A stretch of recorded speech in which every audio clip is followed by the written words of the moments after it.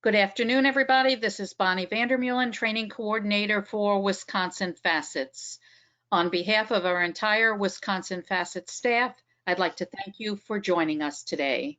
Our webinar today is entitled Supporting Neurodiverse Students, and our presenter for today's webinar is Katie Berg.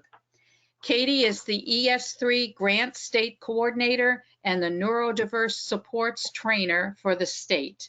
When Katie introduces herself, she will tell you more about her background. It is with great pleasure today that I introduce to you Katie Berg. Katie? All right. Well, hello, everybody. Thank you guys for joining us today. It's so exciting to be able to speak to different groups, and I love the work that FACES does, and so I'm really happy to be here. I want to first norm us in where you can get any information that I'm going to talk about in a nice, secure location that's always there for you, and that's that website that you see on your screen right now. So after you leave us today, if you leave with nothing other than that website, I would be happy, because that website is like my one-stop shop to do everything and keep everything that we do moving forward around supporting neurodiverse students in our professional learning system. So to give you a little bit of my background, I've been educating students with neurodiverse needs for almost 21 years now, now with a changeover to 2020. I started in the private sector, working with kids with in-home therapy, and was a training specialist, training the new therapists going into homes that are working within that system. And then I decided to come into the public sector and do some education. So I went and got my teaching degree and worked in a room to begin with, a self-contained room with kids with all significant autism. It was really clear pretty fast that when you group a whole bunch of kids with social differences together, that we were missing the models that we needed. So I ended my in-classroom career in a co-teaching, co-serving situation where we actually were some of the most severe students with autism in the district inside a regular ed classroom, and we were just kind of one community that moved forward.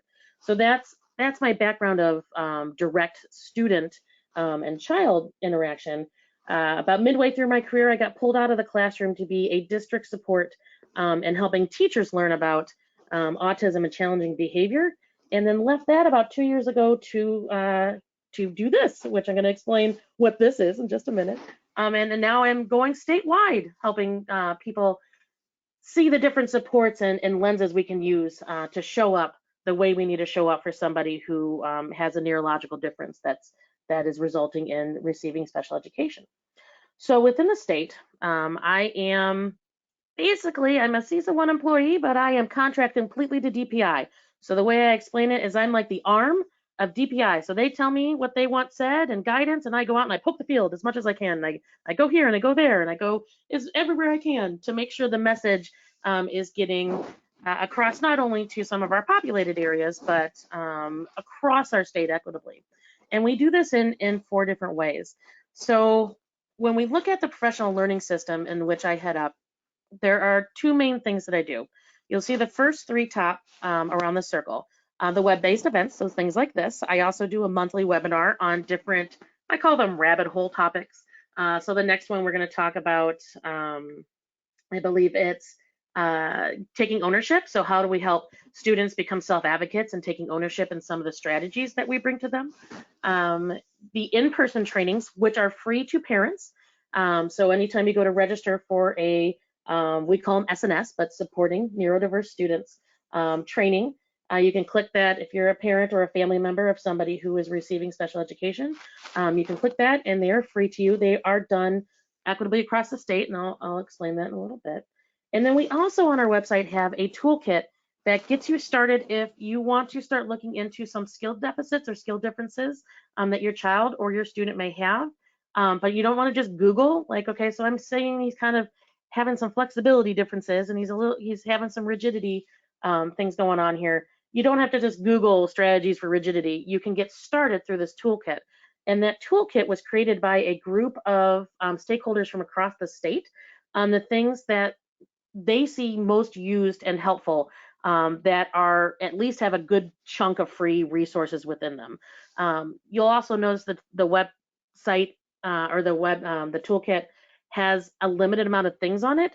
it's a getting started type of place. So there are resources, but it's also helping anybody accessing it, learning what that skill is kind of all about, so that they can to move on into their own learning.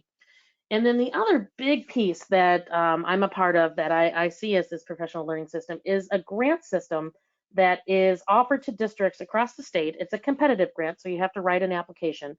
And applications come out about end of March, April. And what we do in this grant is do all of the learning that we're talking about within the professional learning system. And then that support gets brought directly to a district. So right now we have 8 districts. We're going to take 4 more this year in April.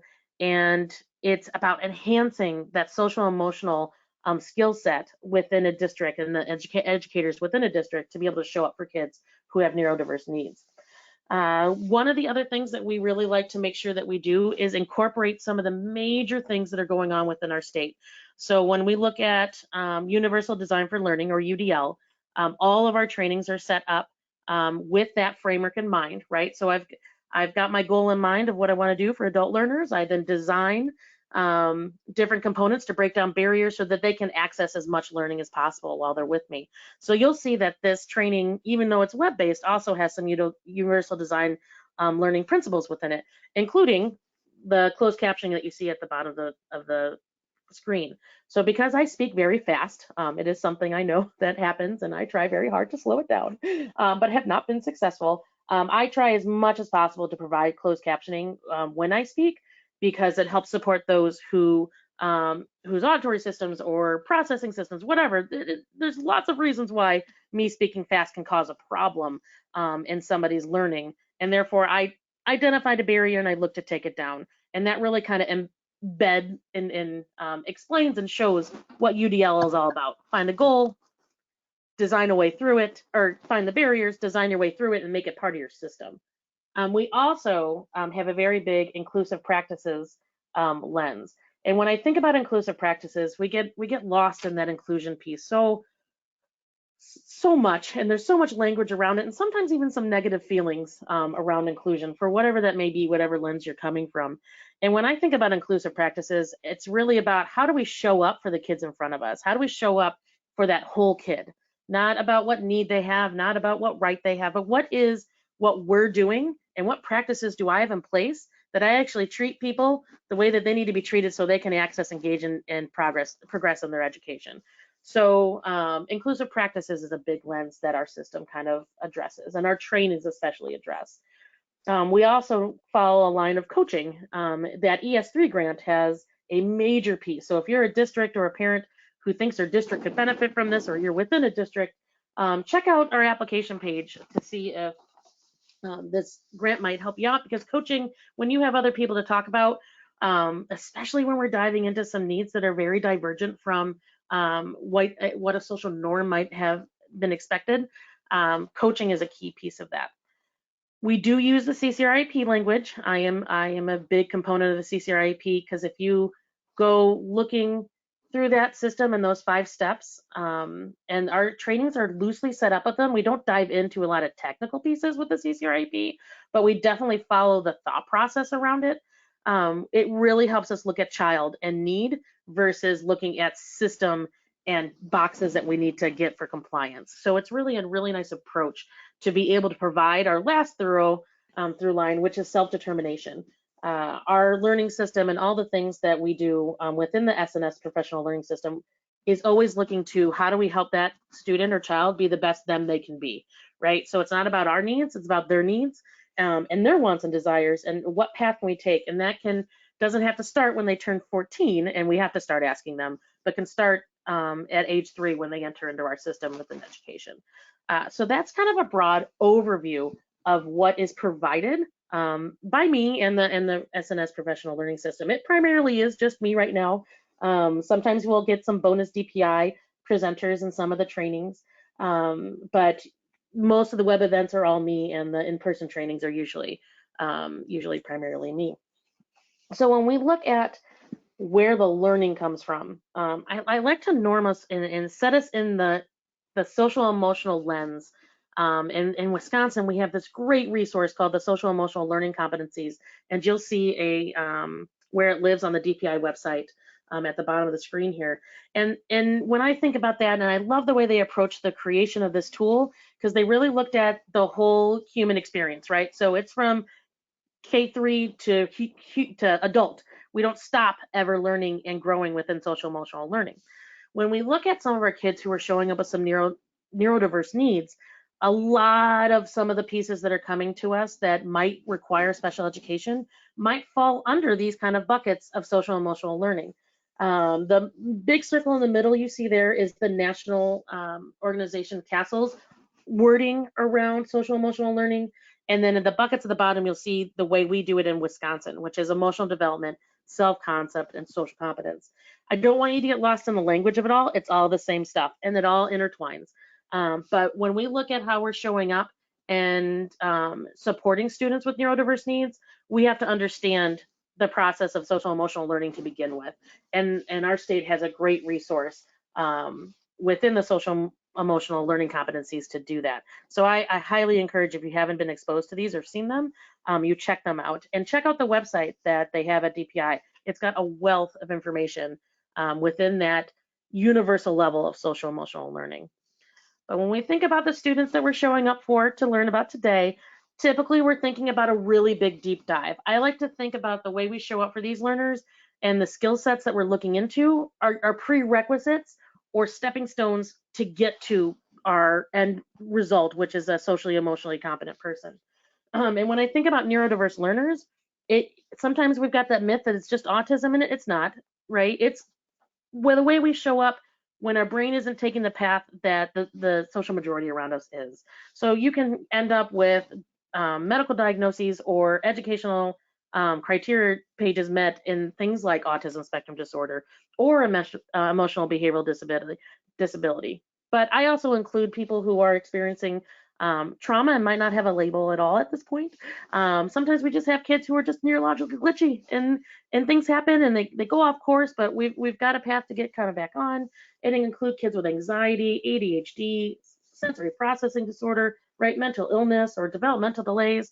So when we talk about neurodiverse learners, especially when it's coming from the state, we're really talking about those hidden disabilities. The way kids are showing up with some output that might have us need to support them and make us show up to support them, that it's not a physical access need, but there are differences within the way their brain shows up that we're looking at a different path and a different system of support. And often these ones are hidden to us and we add a lot of judgment to it. And so we're really trying to work at let's not look at this as broken. We're looking at a child as who they are and how we're going to show up to meet their need, because that's the purpose of education, right? Especially in special education. So we stopped talking labels. Labels don't go away. Labels are very important. They get us diagnoses in medical field. They get us criteria pages met, which is a requirement within moving in evaluation system. But when we look at how am I going to show up for kid, I'm coming from the idea, I know there's labels here, but we really want to look at the disability related need. So our training system is very much focused on skill sets, not so much of show up for this autism training or show up for this EBD training, but more show up for social communication skill training and show up for flexibility training, right? It's about growing the adults' understanding of these skill sets and how they break down and possible trajectories of that skill so that they can show up for the student in front of them or the child in front of them. One of the other major principles that we work on is how our brains actually work. So, we call it supporting neurodiverse students, and that leads to brain thinking. And there's a lot of things that our brain does that takes us in different directions that sometimes we can get our bias and our judgment and our assumptions that block our ability to see output like a behavior as a skill deficit versus sometimes we look at it as social manipulation or a social component that most likely isn't there or isn't there in the level in which we expect it to be. So all of our trainings follow the philosophy of the understanding that we are at the base emotional beings that were built to run from bears, right? So that regulation piece, the way your body modulates that system of the lower brain and the emotional brain and your access to your upper brain or your rational thinking brain is a piece that we mentioned probably in every single training. Because if we don't have a body that's modulating or regulating, we don't really have a body that's accessing all of the brain stuff that we would like them to, right? So when we think about that within school, right, a regulated body or a semi-regulated body or a body that is accessing regulation skills can move to that communication and that social piece, which is now interacting with the world around them, right? Which then also can be a barrier, right? So if we show up with skills that are divergent from what is typical, I don't like using typical, but it connects to people, right? What the social majority is expecting, right? When you come and you're experiencing social understanding or actual communication differences, those can be barriers to then the academic learning. So when we look at moving forward in social emotional learning and showing up for kids with neurodiverse needs, we have to keep that in mind, that if I don't have a child that's in school that can regulate, right? Maybe school is actually a trigger. I'm not going to get to academic learning very quickly and or at all if I don't support the need of that body and that student and that child to be able to feel safe. And that's not just physically safe, that's a component, but emotionally safe and academically safe and socially safe. There's so many ways that our body is triggered by that lower brain. That's not just, am I in danger from a bear, right? I can feel social anxiety and have my body react the same way it would if a bear entered my house. So when we think about how our brain works, that's a really important thing to keep in mind. And so all of our trainings and the support systems we bring always are looking through that lens. And we appreciate the fact that a lot of our students, whichever label they're falling under, are also struggling with the social communication piece as well. So it's not just how our body's showing up to access, it's how we're starting to integrate with the world around us as well. And then finally, if we are actually supporting all those pieces and we can get that to work in time, do we have access to academic learning? So what typically we run into is when we have what is described as challenging behaviors, because a lot of our students, unfortunately, the output to show that they're struggling with some of these skill sets is sometimes some pretty severe challenging behavior. We try to look at how are we accessing academics. They have to get this stuff done. And we forget about all the pieces that that person's going through and all the different layers that actually give them access to use their brain for academic learning. So one of the purposes of our training system is to make sure that we are aware of that and giving the skill sets to educators and parents and community members, because they're welcome to our trainings as well, that information to be able to move forward, that it's a skill set that we're looking at, not a naughty behavior. We have to consequence that out. And you won't ever hear me say that you shouldn't use a strategy or that punishing doesn't work. Or there's places for all those pieces that we have used in the past and have purpose, but they need to match. And so you'll hear a lot of what matches that student, right? So if you've got a system of removal of recess because of a behavior output of tearing up math worksheets, right? And you've been doing that for months, and that recess taking away punishment piece, you're just hoping will get that child to be socially motivated to start doing those math worksheets, and you've got data to say that's not working, we need to move on. And that's the trainings are really for those kids that we're discussing what's next when typical reactions and systems don't work.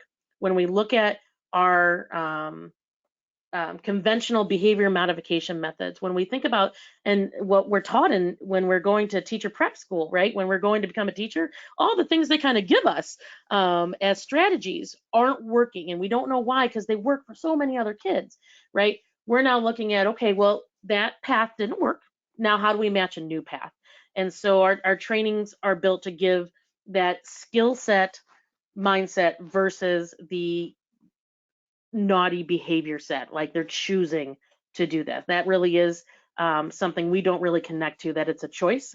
It's more of what can I support in that child's learning to move them forward. And that's a big piece, like I said, is that self-determination and self-advocacy. And we can do this at many different layers, at many different severity levels of children who are showing up with different needs. It's going to look a little bit different, but we're always thinking about how do I get this child ownership and how do I make sure that they can leave me if I'm an educator at 18 or 21, and have skill sets to move them forward to be as independent as possible. So you'll see a lot of teaching kids how their brain works, right? So just starting at that idea that we have this brain that is built on emotions first, and that it's not I chose, right? So an example is a student whose body has been triggered and they're really in fight, flight, or freeze mode, and their body has gone to fight, and they've picked up a chair and they're about to throw it. Our language around that act of throwing the chair often makes it sound like the child's choosing to do it, right? But I guarantee most of the kids who are in that state aren't going, oh, I think I'm gonna grab this chair, yep, this one right here, and I'm gonna pick it up, and I'm gonna pick, you know, what, Susie seems like a really good person to throw this chair at today. I think that'll get me to be able to go to the principal's office for a little bit. So I'm going to take this, I'm going to throw it at Susie, right? The language we use around behavior like that and output like that usually is like they're choosing. Like that's the thought process that's going on within a child's brain. And we know through research and how our brain works that's the unconscious fight piece is all about saving oneself. And what is a struggle for a lot of people to make that jump from that idea that it is not a choice, that there are skill sets and their body is not showing up the way they want it to. Because I guarantee, even if a child says they wanted to throw the chair, that they weren't motivated and to hurt other children, right? We often put that to them as well. We're like, oh, see, they wanted Susie hurt. Like they might even say, I wanted Susie hurt, but deep down, I'm hard pressed to say that's really true, because people show up wanting to do good. Very few instances do we see people showing up to do true evil, right? But that's the language we use around kids. So when we start empowering children to say, hey, we've got this brain and it works like this. We've got this lower brain that was built because when we were cavemen, right, we had to run from bears all the time. Well, we don't have bears all the time anymore, but now we have things that trigger that part of the brain, like feeling embarrassed, like our body not going down a path of regulating when I get anxious or stressed or really, really happy. Things can happen when I'm really, really happy as well, right? And so we start breaking that down so that we can take ownership of what's going on versus the judgment piece that often happens. Another layer within working with students with an IEP is actually making them involved in that process as much as they can, right? So we're required to at 14, starting to ask them to their IEP meeting and get them involved. And that's a nice compliant piece. But when we're really thinking about what a college and career ready IEP should have, it should have that student as a co-planner, right? They should be a very integral part of what that IEP does and takes place. We put lots of strategies in, let's say, a technical piece like the supplementary aids and supports, and we decide as a team of adults that that's what we're going to do, and never ask the student whether or not that's useful to them, if they works for them, or if there was some other way we could get the same need met that would be better for them, right? Now, for that kind of involvement, that does take a child who has a strong communication system and a strong language system to be able to have those conversations. Not every student shows up with that skill set. So there are different ways to, even with a student who might not have verbal language to tell us, or have the language set to have a good conversation about these things, or can stay regulated enough to have these conversations. There are different ways to involve family and their interest level to still make them a co-planner. I've seen students who use switches to communicate, that are working on just saying yes, no, that a staff member may have supported with family, creating pictures of likes and dislikes that a student has, and they start with the picture, and that student goes through a PowerPoint before the meeting starts, and then leaves, right? And they're not a part of the rest of the meeting. But we reminded everybody in that meeting that this is about that child, that person, and that they do have wants and desires, and it's not about checking boxes. So anytime you can get a child involved, and that was a third grade student that did that. A child involved in their IEP in a way that is not only appreciating how parents are approaching the conversation about the different need level of kids. I would never do before 14. Well, I'm 14. I'm hoping the parents have the understanding that we have to ask that student to the IEP meeting as an educator.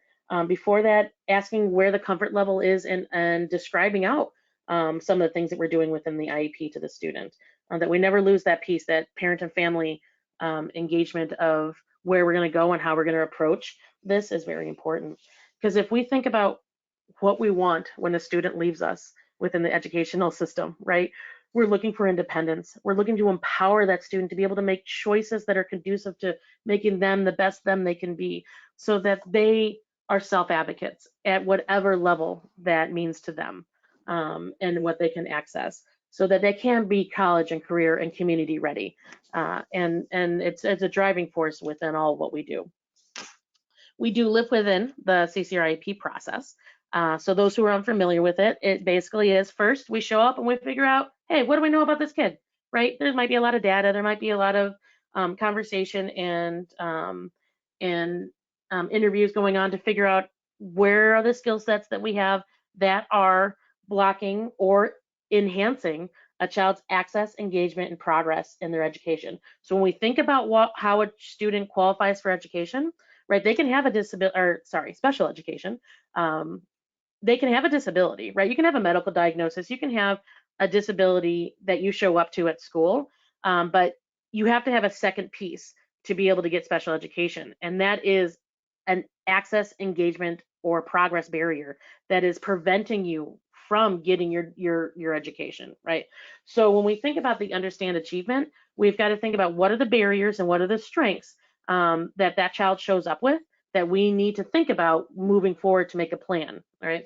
Because we have already identified that they have an access, engagement, or progress difference that we need to address, or something that addresses all three of those.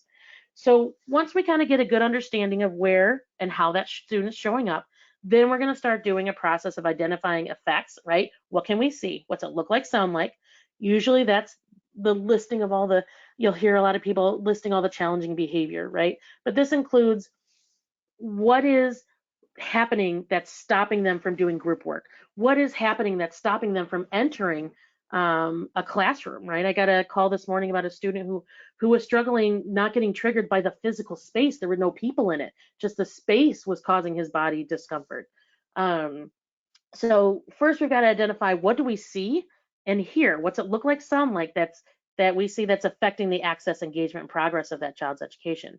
Then we start asking ourselves, why do we see that? And we do a root cause analysis and a deep dive into what are the skill sets that we see that could be causing that effect, right? So that student might have a coping disconnect, right? So their body isn't coping, and that room, that visual room and that space is a stressor for them.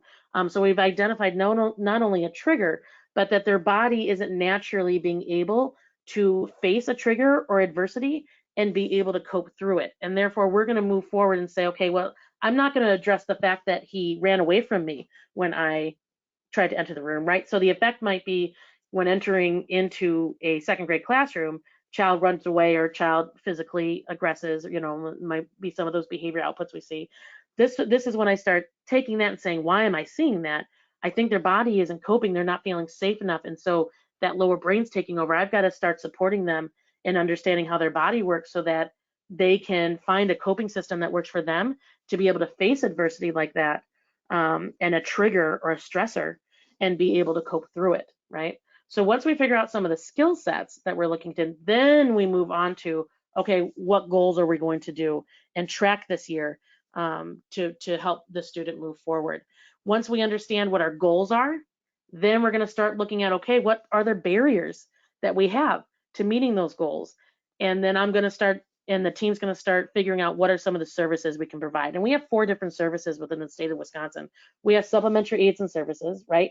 So that is any way we can show up as a system to be able to provide a barrier breakdown kind of piece. So that might be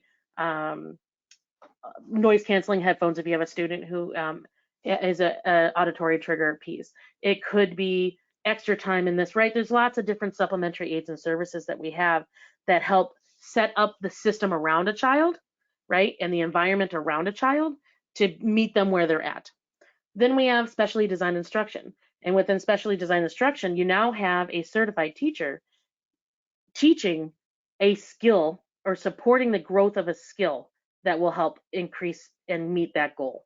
Okay. Then you've got related services. Those are also a variety of different things to help you access, engage, and progress within your education.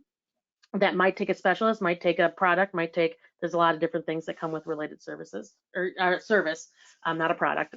And then we analyze progress. And so that analyzed progress is not just about, did I take my data and make sure my goal was met, right? We are constantly thinking about our environment, how we're showing up, co-planning with the student, making sure that with all the things that we provide, that we're thinking about whether or not they are actually producing support for that student, or are we in some ways creating a barrier? Are we seeing no growth? Are we actually seeing regression, right? So it's not about, oh, right before the IEP, I better go check to see if my data, like said that they met the goal. No, it's about looking at that access, engagement, and progress piece, and keeping checks on whether or not we are showing up in all the different areas to be able to provide that access, engagement, and progress support for the student. Like I said, our trainings all follow that UDL process, and if you're familiar with UDL, you can hear like a lot of the things we do within the IEP follow the same kind of process. The universal level of this is where we got to get stronger, right? Because special education and special educators should be showing up doing this on a regular basis because it's the required piece to an IEP. But when we can look at saying, hey, we've identified these barriers with this kid, or maybe even one or two of these kids on my caseload within special education, I wonder how we could get that universally, right? And so our school district and our classroom is just showing up for kids in general. Because even though we have students who have special education needs, right, and it's required by law that we provide some things, there are kids outside of that system that will benefit from some of the supports we put in place. Now, that's not to say that if a child requires a walker, right, a physical a walker, that I'm going to get walkers for everybody because I want it to be universal, right? But when we're talking about students who are showing with neurodiverse needs, a lot of the things that we do that we need to provide so they have access will actually make other students more efficient, have a better emotional tie to things, engage them better, right? So we're hitting their brain as well. They might not need it to access, engage, and progress, but it'll benefit them. We also demarginalize students when we start adding things to the whole universal system that are needed for one, but will benefit all. And so we're not having that one student with a voice out or voice to text piece in our room. Everybody's got access to it, right? And that's all about knowing the goal. So people are like, well, we can't do that. We're just going to enable everybody, right? You need to think about your goal. And that's what UDL is all about. Think about your goal, anticipate the barriers, and then put it into your system to take out the goals, to put in supports so that your goals or your barriers aren't a factor anymore. So one of my favorite examples is the calculator, because we like to say calculators are cheating. But when you're not looking at whether or not a child has working memory to be able to do mental math, calculators are just fine, right? So if I'm a fourth grader learning parameter and I have a thing that I'm engaging with where it's asking me to add, or it's asking me to find parameter, right? Perimeter, there we go, right? It's about knowing that I need to add. It's not about me being able to go 2 + 2 + 4 + 4. I can use a calculator for that because that's not the goal right now. The goal is to understand the idea of perimeter. And so if we have a clear goal, then that support and that barrier we took down using that calculator is not an enabling piece, it's an access piece. And so when we start looking at things as access, it's a lot easier to put things in place at a universal level and just let everybody have it, because we're not looking to test whether or not a child can do working memory. We got to get off of this. I need to have kids practicing and being tested at every single thing they do. Sometimes we've got a goal, perimeter, and sorry, I'm saying this so messed up, right? And I'm going to let everything else go. I'm not going to worry about that right now. I'm not going to use it as a practice thing for mental math. I'm going to focus on the skill that I really want to know and grow within the student. And so everything else becomes a support, right? But that's about knowing your goal and understanding where we're going with things. And that can be a tricky piece sometimes because there's a lot of layers to it. I mentioned that our training system also goes and thinks about inclusive practices, and I mentioned that I think about that as how we show up, right? The formal language we use is least restrictive environment, people use things like mainstreaming, inclusion. We've got lots of language and there's lots of feelings around this because often we don't think about what the purpose is. And that's about showing up for kid, showing up for the group we have in front of us, showing up for the individual we have in front of us. And there's lots of ways that we can, as adults and support systems, change what we do. This isn't about changing the kid. This is about changing what we do so we show up in the way these students need so that they can access, engage in progress. And I love this resource, Kara's Kit. It's a federal resource that comes from the federal government that kind of breaks down some of the thinking we can do, right? Environment, I think we get pretty good with. We have a couple barriers of thought processes around changing up our environment, but a lot of school districts, that's one of the things they'll change first, right? Oh, I'll give them a seat that's different. I will change the lights. I will do whatever I can to make the transitions better. So I'm going to give them something to hold in their hand while they walk around, right? Environment seems to be one that we access pretty readily. Activity, we struggle a little bit more. How can we do this differently, right? And then materials, actually looking at how do we vary up access physically to things. And instruction's probably one of the ones that we struggle with the most. How do I come out of my mode that I am most comfortable with and flows easy and I don't have to think about it because my brain has got patterns that it just relies on to be able to adjust to how kids are showing up. And one of the things that sometimes we weirdly jump way too fast to is assistance, right? When we think about adding extra people to a situation, let's just go with a one-on-one aid. There are lots of reasons why you might need a one-on-one assistant for a child, and that might be something that your team explores. But when we do that, we need to have a very clear conversation about the unintended consequences of having that one-on-one aid, and then determine whether or not those unintended consequences are worth losing to have the adult there, okay? One of the biggest pieces is you instantly change a child's social trajectory when you add an adult next to them all day, right? I just saw a resource the other day that really kind of laid this out nicely. Can you imagine if in your daily situation, whether that's home taking care of children, whether that is going to a job and fulfilling a role outside your home or in the community, right? If you've got community different things, if someone told you you have to have this extra person with you the whole time you're doing that activity, so let's say your 8-hour workday, right? You don't get to choose that person. That person might not match you at all, but they're going to constantly be telling you what to do, and you're expected to listen to them, possibly get punished if you're not listening to them. They might actually physically move you at times without warning and without your permission. They might actually take your hand and make you physically do things, right? All with good intentions, all with a happy smile, right? All with some idea that they have in their mind of what should be going on right now that they don't clue you in at all. And now you've got this extra person. Nobody knows why you have them. And so all of your other coworkers are kind of questioning. They stop coming up and talking to you on your coffee break or at the cooler, right? At the water cooler. And so your social interactions have changed completely. Okay. Right? That's what we're doing with kids when we add one-on-ones, right? Put that child, about, I would say in my experience about kindergarten, you might get more social interaction because all the other kids want to be with that extra adult, right? They're just striving to please everybody, so everybody wants to be near the adult. After that, it becomes a very big social barrier. It's a bubble around that student. Now, again, are there reasons why we still would do an assistant level piece and a team decide that? Oh, yes. I can think of plenty of situations in my past experience with kids where I would say, yes, I understand it is going to be changing up the social experience and practice the student's going to have, but we are at the point that this is needed. We need to be thinking about how are we going to fade it out, because the other unintended consequence that we get, and it's usually because your person that you're with is so in tune with you, is that they become a mutual regulation factor that is really hard to fade, and therefore that person can't survive the school day without them, right? We put them in place to help a child regulate sometimes, and then we never have a plan to fade that out or to get the student to be able to regulate in different ways, and so their mutual regulation system becomes dependent on a person.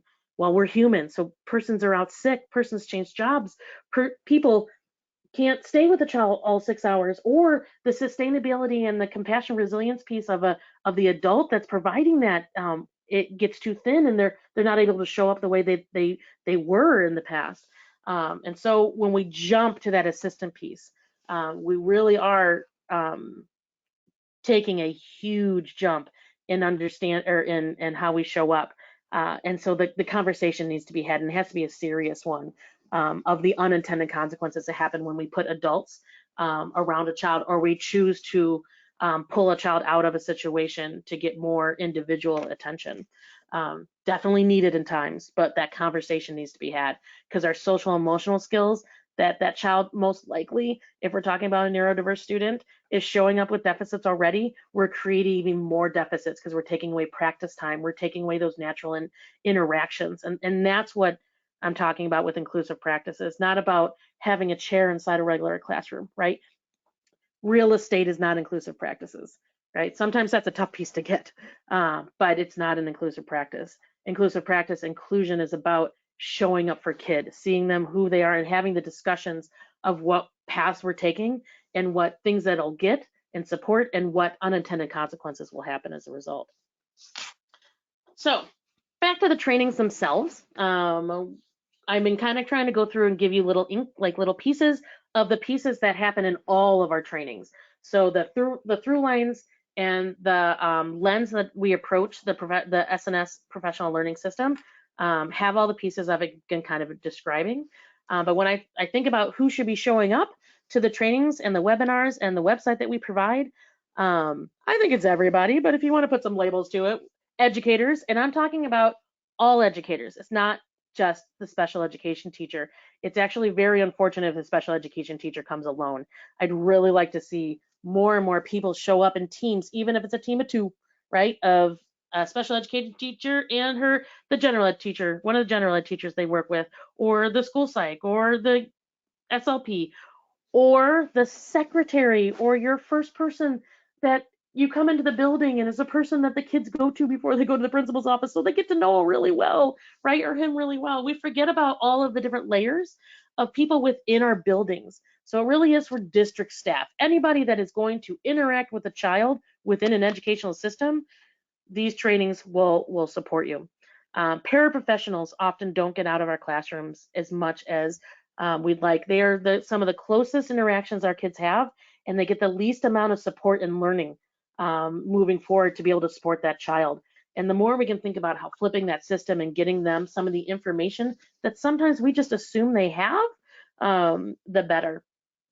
We often see a lot of related service providers, so your speech, your school psych, your school counselor, your OTPTs, and social workers. We do see a lot of them at our trainings, and they're definitely a powerful piece to come. And I'm really happy that we are able to allow for parents and family, it should say parents and family members of people with people who require special education, that they are free. We usually get at least usually 2 or 3. Sometimes we'll get a good chunk of parents and family members, because when we think about how we support students who show up having special education needs, it's a team and collective effort. And so if we're all getting the information, the better off we are. And we also highly encourage community partners, especially our mental health providers in areas, because I think that piece is becoming a stronger and stronger connection, mental health support and education systems. Some school districts actually working towards having mental health supports within our school districts and our school buildings, which is just working out so well in so many places across our state. And so we highly recommend community partners, so that we're really looking at whole child. They're not just at school for 6 hours, right? So we've got to make sure that we are supporting and that collective responsibility of helping that child be the best them they can be is an inclusive one. So what are the areas that we really talk about? So we have 4 in-person trainings. The 4 in-person trainings happen equitably across the state, and we kind of focus in on these buckets. So the buckets were chosen by taking some of the educational criteria areas that are not physical need ones, and looking at where they kind of cross over. So we do a full day on just social communication. The next one actually is next Tuesday, and it's being hosted by CISA 5, which is in Portage. And you can still sign up for that if you'd like to join. It's a full day. We go from 8:30 to 3:30, and the whole day will be about skill sets and how we show up and can change our systems to be more supportive to learning within social communication skills. Okay. One of the other ones we do is flexibility and resilience. So that day is a half day on flexibility and a half day on resilience. And then our third one day is a sensory and self-regulation day. So half the day we spend on sensory and the actual if sensory processing disorder and some of the ways we show up, even if we don't have sensory processing disorder, how our sensory systems could be interpreting things in different ways. And then the second half is that self-regulation piece. How is my body actually modulating to the information it's getting, and my coping system, whether it's triggering or not. Executive functioning, we talk about throughout all of them. There is a large chunk we talk about within the 2-day training, which covers all of these areas. So the 2-day training is kind of a toe dip. It gives you a lot of the background that I kind of explained to you today, but also and some of the lenses we have to look through, and then dives into each of these pieces in small chunks so that you get to see kind of at least one skill set, and discuss some skill sets that might be possible deficits or strengths within a student. And then also the other side of it is there's at least one strategy that we show. But it is a combination of belief systems and understanding along with strategies, because we really don't believe if you don't have both working in together, change will really happen. Because we don't talk about change of students. You can't change students. You can't change your child.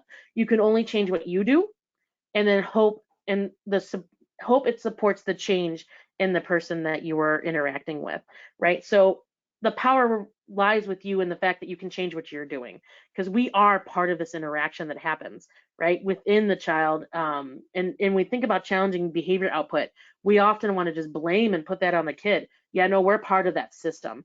And so if we want something to change within that system, the only thing we have control over is the change that we can do within ourselves. And so the trainings are really focused on what strategies and skill sets and mindsets that I can change within myself to be able to show up for a kid.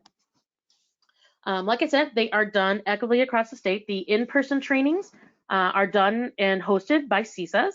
So you'll see your CISA map here. If you don't know what CISA you're in, it goes by school districts. So you can look up your town school district and be like, oh, I'm in CISA 10, right?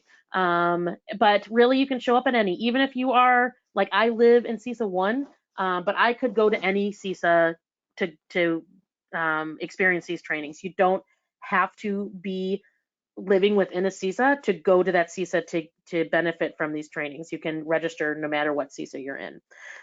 They are on a 3-year cycle, so each CISA gets each of these trainings within 3 years of.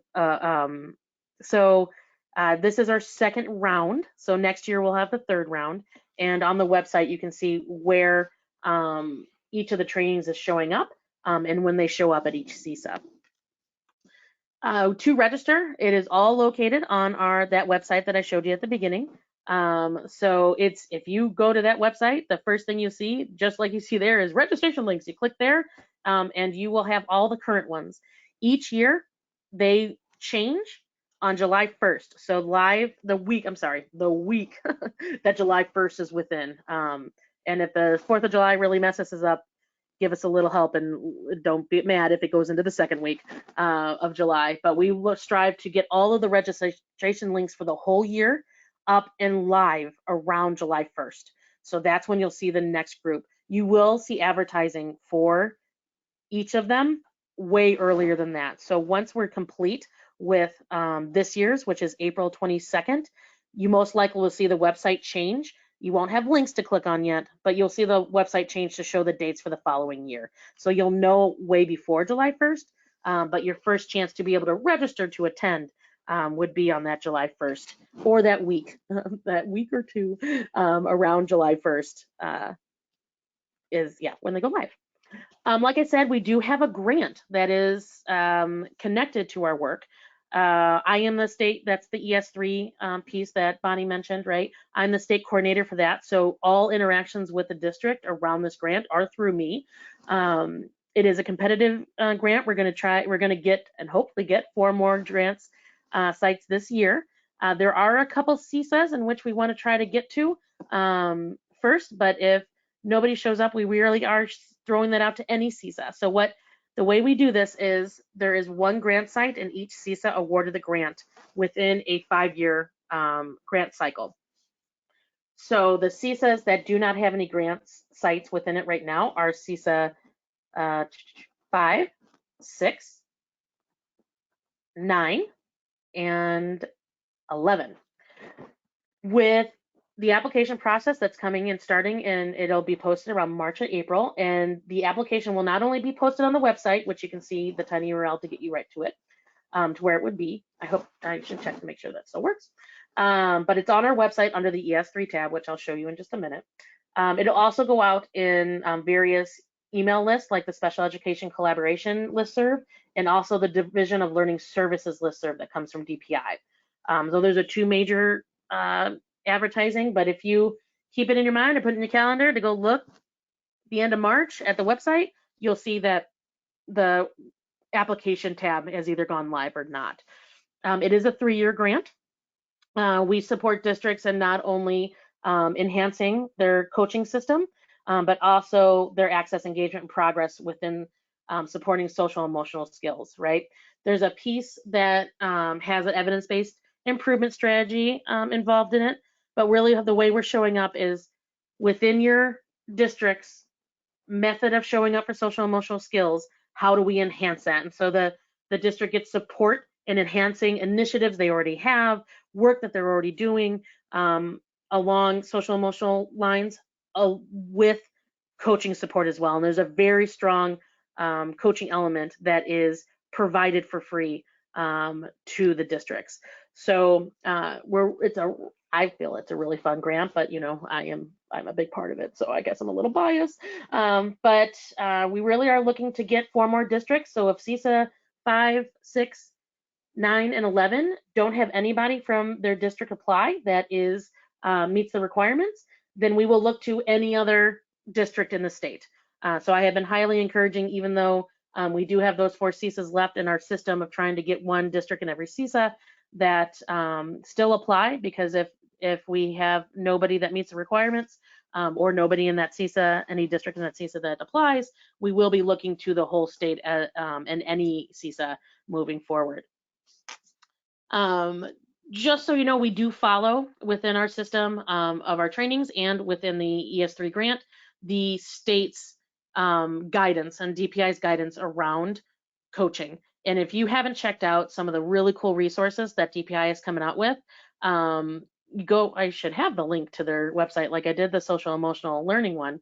But if you go DPI coaching, you'll get their website. And one of the things that's really cool that they have is the coaching competency practice profile. So if you're within a district and you are a coach, or you know of somebody who is a coach, it's a great tool to find out whether or not you're following the lines of guidance of what DPI and the state of Wisconsin sees coaching as. They also have a district implementation guide that really helps you start thinking, if I've got a coaching system within my district, what does that look like, and how are we and where are we at in embedding this into our system, not just having it be an initiative. So their resources are phenomenal. And if you get awarded the grant as a district, and parents, if you're on, I highly encourage you tell your closest person at your district to go get themselves applying for this grant.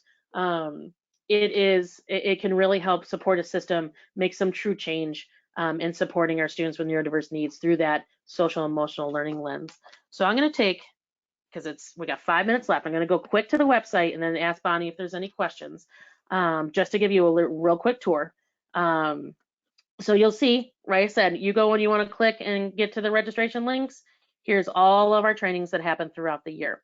So like I said, we have that social communication one that's coming up on CISA 5. We'll also be doing social communication in CISA 2 on the 18th. We've got sensory and self-regulation that will be going to CISA 6 and CISA 9 in April. CISA 1 will be doing flexibility and resilience. And unfortunately, all the 2-day trainings are all done. So for 2-day trainings, we'll have to see for next year. But if you click on the state trainings tab, you will see all of the trainings. And within each of those trainings, so let's just go to social communication since that's the one that's happening next week, you will see all the resources that I bring to that training. So the PowerPoint, so you know exactly what's happening in the learning we're doing, any of the handouts we use, any resources that I mention or have on display, any of the videos we use, and then suggested websites that I usually mention during the training. So if you're like, well, I can't get out to go to one of those trainings, you can at least access that and know what they're all about. So you can decide whether or not it's worth getting a sub or a babysitter to be able to come or care, or just you can't get out, so I'm just going to check this stuff out to see what's being said.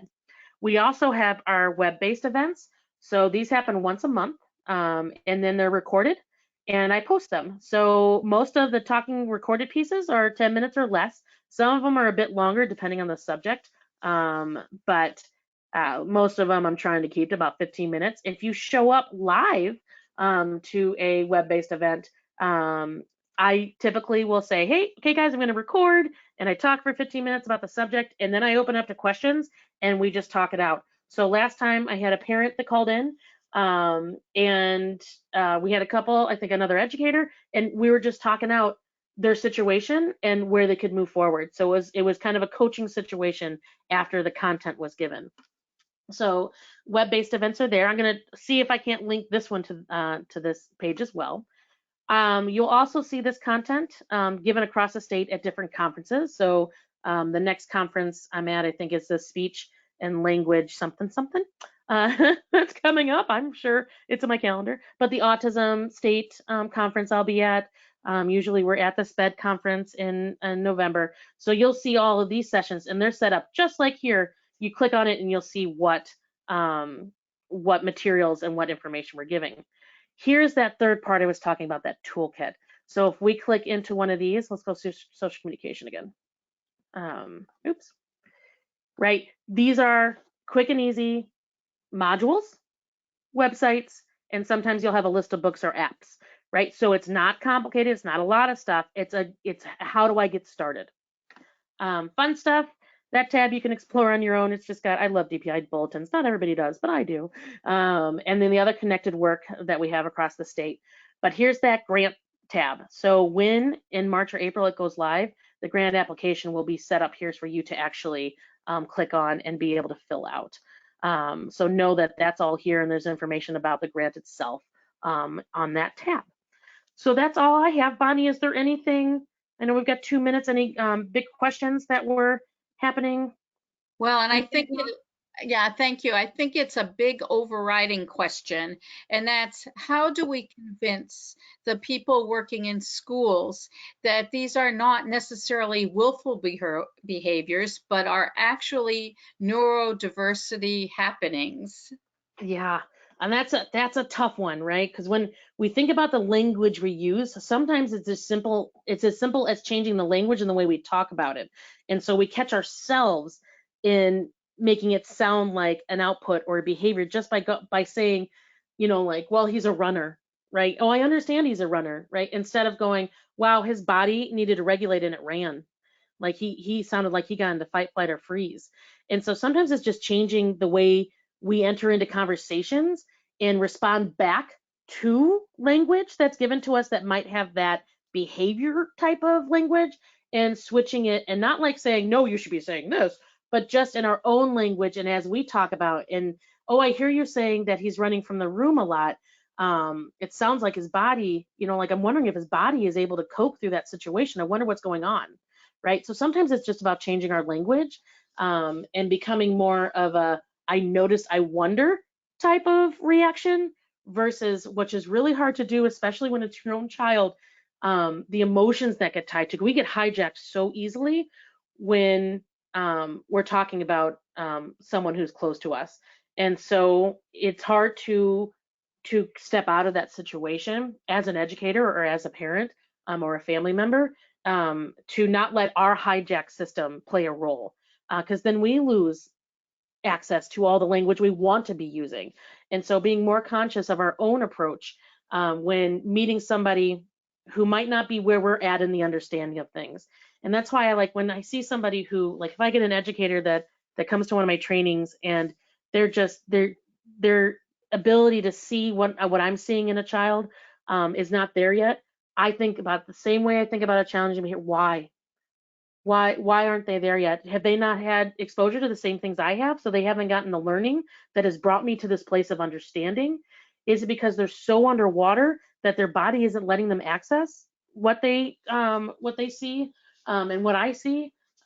We've got a lot of people on all sides of the team member roles within student or showing up for a student with an IEP. That hijack system is playing a big piece. And when those around you recognize that and don't blame and judge why you're at the place you're at, but come back and go, oh, I wonder why they're there. How can I support them feeling comfortable enough to not to calm down, but to be in a place that they can access everything that I'm accessing right now. And a lot of times our educators aren't able to get out to get the information they need for some of our students who are showing up with differences they may never have seen before. And so we want them to understand and we want them to have all the content, but they've never given the chance and haven't been given the chance to get it. And a lot of times the systems in which got them their certifications didn't give them enough, right? Or it was so long ago that the information has changed so much that they don't have the base to be able to move forward with strategies to think about things creatively because they don't have the information. And that's one of the reasons why this professional learning system was set up, because we're seeing that gap of understanding. And when people find out and they see it and they can interact with it in a way, it starts to show up for change for kids. But we can't expect somebody we got to meet them where they're at, right? Just like we try to meet the kids where they're at, even if they are so far away, and that is so hard because you're like, this is a child's life, and that social justice piece becomes this really big thing. But we can't change people. We can only show up and do the best we can for where they're at, and hopefully meet them where they're at so they can come on this journey with us, if that makes sense. So there's no one big answer other than the only thing I can change is myself. And the first thing we can interrupt is the language we use and the way that we respond in any interaction we have when we have somebody who is struggling to make the change of understanding from it's a behavior output versus there is a skill deficit that we need to address. Well, I think that's a wonderful answer and a wonderful way to sum up all of what you went through today, because it's certainly not an easy thing to do and it takes a lot of work. So do you have just one comment that you'd like to make in closing? Because I know that we're over time right now. No, I hope I see you guys either web-based or in person. I really do enjoy interacting with people with stories from across the state. So I'm hoping this brings you in. And my email is on that website, and people are more than welcome. I am paid to be a resource for the state. That's literally my job. So I am open to you all, parents, educators, community members. My email is there, and hopefully you take us up on what we're providing so we can move forward. Well, thank you, Katie, so very much. I know that I learned a lot today, and I'm sure that everybody in attendance did as well. This concludes our webinar. We'd like to thank everybody for joining us today. Please be reminded that Wisconsin Facets has over 80 scheduled trainings and webinars for the year 2020. Please check our website calendar and register for any of those upcoming trainings that you feel were appropriate for you. And please watch for the short evaluation that will be coming your way today after the live webinar. Again, thank you so very much, Katie, for your expertise and for your presentation today. And thank you, everybody, for joining us. Bye-bye, everybody. Bye. Have a good one.